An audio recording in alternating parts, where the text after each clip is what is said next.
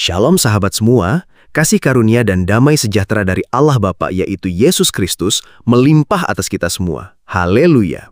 Pernah dengar soal bahasa lidah atau bahasa roh? Mungkin sebagian dari kita udah familiar, tapi ada juga yang masih bingung bedanya apa, atau bahkan mikir itu hal yang sama. Nah, yuk kita coba bedah pelan-pelan pakai bahasa yang santai biar makin jelas. Bahasa lidah adalah media komunikasi ilahi yang universal. Jadi ceritanya, di kitab Kisah Para Rasul 2 ayat 4-11 ada momen yang super keren banget. Bayangin deh, para murid Yesus waktu itu lagi kumpul-kumpul. Terus tiba-tiba mereka dipenuhi Roh Kudus. Nah, yang bikin heboh, mereka langsung mulai ngomong pakai bahasa-bahasa lain yang sebelumnya nggak pernah mereka pelajarin. Ini bukan cuma sekedar celotehan nggak jelas ya. Yang menariknya, di Yerusalem waktu itu lagi banyak banget orang dari berbagai negara, mulai dari Persia, Mesir, sampai Roma. Pokoknya dari segala penjuru dunia deh. Mereka ini dengerin para murid ngomong, dan lucunya mereka semua dengerin pakai bahasa mereka sendiri.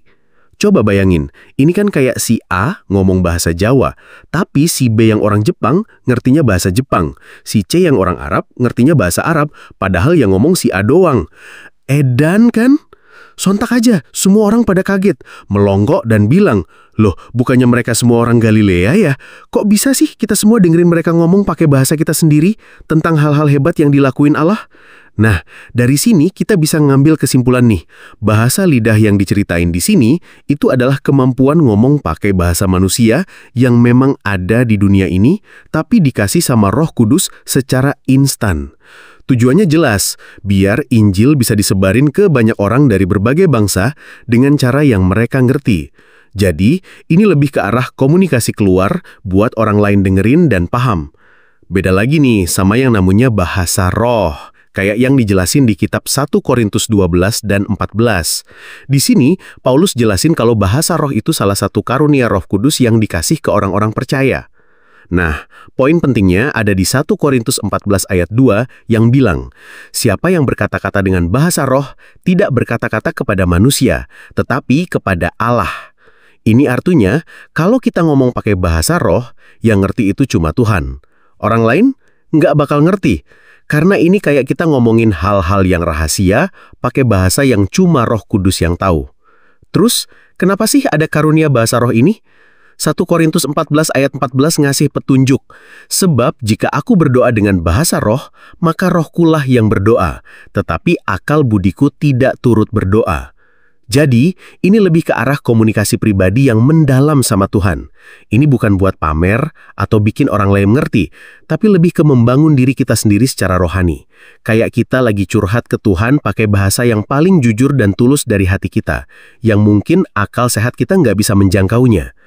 Paulus juga bilang di 1 Korintus 14 ayat 5, dia sih suka kalau semua orang bisa ngomong bahasa roh, tapi dia lebih suka kalau orang itu bisa bernubuat. Kenapa?